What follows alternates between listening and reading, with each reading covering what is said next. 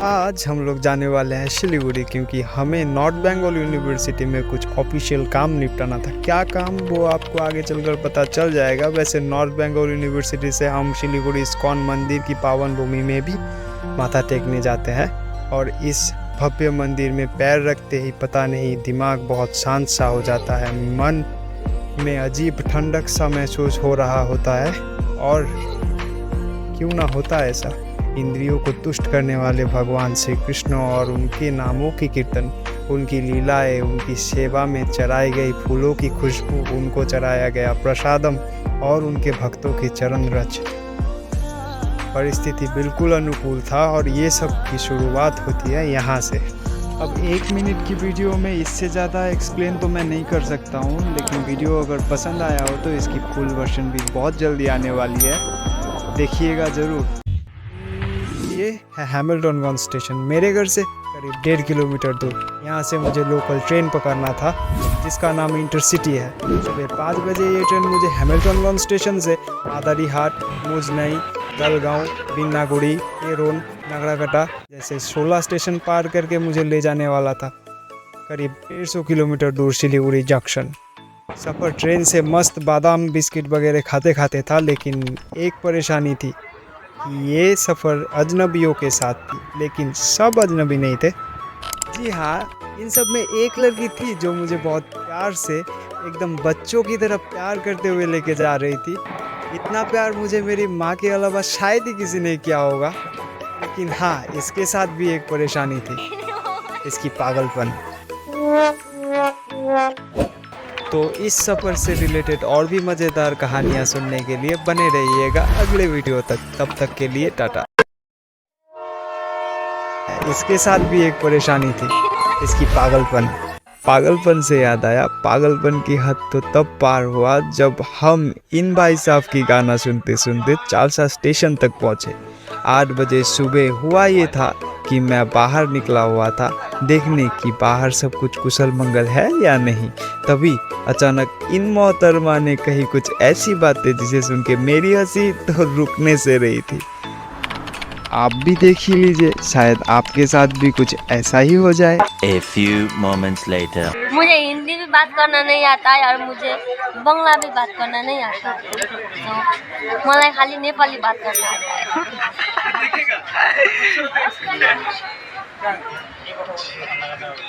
अब वो हम क्या बोलेगा।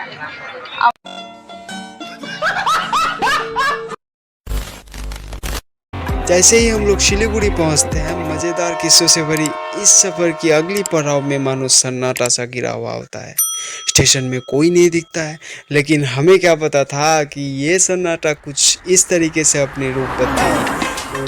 ओ भाई, अचानक से इतना सारा लोग इसी ट्रेन से उतरते हैं, मानो शहर को आज यही ट्रेन की यात्रियों से भर देने वाली है। फिर क्या, धक्का खाते खाते हम लोग बाहर निकलते हैं, टैक्सी लेते हैं और पहुंच जाते हैं नॉर्थ बंगाल यूनिवर्सिटी।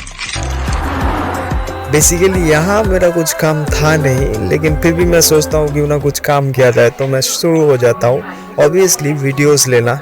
कि तभी पीछे से एक लड़की अचानक मुंह छुपा लेती है। एनीवेज, फिर वो पोज देती हुई कैमरे में आती भी है, और फिर हम अच्छे दोस्त भी बन जाते हैं। सिर्फ यही नहीं, और भी नए नए बहुत सारे दोस्त बनते हैं, उसके बारे में अगले आने वाली वीडियो में बताने वाले हैं हम।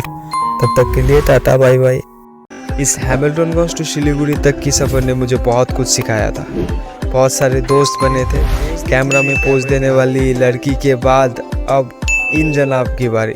इसने मेरे रिक्वेस्ट पे एक बहुत बड़ा काम करके दिया था।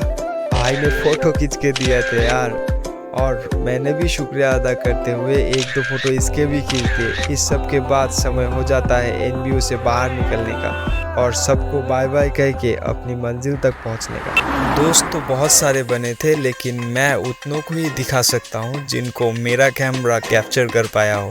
उनमें से ये है ट्विंकल, राकेश, आकाश, रिया, रिमझिम, और last but not the least Saurabh and Habib. ये सब मुझे याद रखे ना रखे, लेकिन मेरे वीडियोस में ये सभी हर समय याद रखे जाएंगे। They are so humble and so responsible, really appreciable. सभी दोस्तों को बाय बाय कहने के बाद अब हमें कुछ याद आता है। सुबह से दोपहर तक हमने कुछ खाया नहीं था, तो जैसे ही हम इस्कॉन मंदिर पहुंचते हैं हमें दिखता है ये हरे कृष्णा फास्ट फूड सेंटर।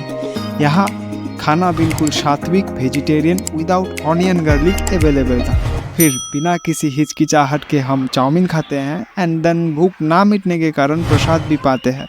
फिर दर्शन आदि क्रिया करके पहुंच जाते हैं शेबोक मोड़ सिलीगुड़ी। यहाँ पहुंचते ही हमारे लिए इंतज़ार कर रही होती है एक अलग चुनौती। बिन मौसम पानी भरने लगती है और इन मोहतरमा को लेनी थी चप्पल, तो चप्पल लेने के बाद हम हड़बड़ी में टैक्सी लेके पहुंच जाते हैं सिलीगुड़ी जंक्शन।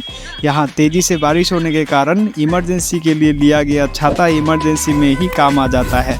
ट्रैवल करते वक्त इन छोटी छोटी चीज़ों पर ध्यान रखना बहुत ही ज़रूरी है। इस छाते ने हमें बारिश से तो बचा लिया था, लेकिन हम हड़बड़ी में एक गड़बड़ी कर बैठते हैं।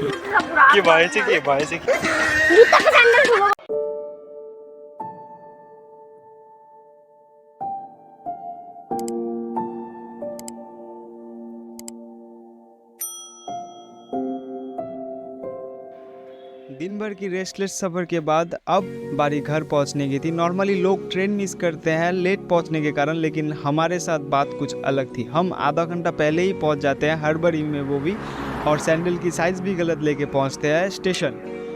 यहाँ पहुंच के हम इंतज़ार करते हैं और इंतज़ार करते ही रहते हैं। करीब 5:15 बजे के आसपास ट्रेन चलती है और मुझे खुशी होती है। दिन भर की थकावट के बाद थोड़ी रेस्ट जो करने को मिला, लेकिन 5 घंटे बाद जब मैं सो के उठा तो देखा मैं मेरे फाइनल डेस्टिनेशन घर के निकट पहुंच चुका था। दिन भर कर बातें हम फिर भी लगे बातें जरूरी आजकल। इस तरह सफ़र की गाड़ी तो थम जाती है, पर ज़िंदगी की गाड़ी अभी चलना बाकी है। इस सफ़र में मैं मेरे बारे में कुछ ऐसी चीज़ें समझता हूँ जिसे समझना मेरे लिए अत्यंत आवश्यक था। तो क्या है वो चीज़?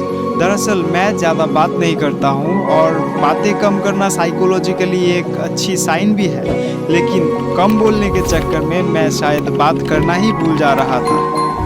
खैर, मुझे तो इस सफ़र ने सिखा दिया कि we should not talk nonsense, but on the other hand life को जीने के लिए we need some valuable and healthy communications in our life, जैसा कि I got from this journey. इसको लगा डाला तो लाइफ चिंगा लाला।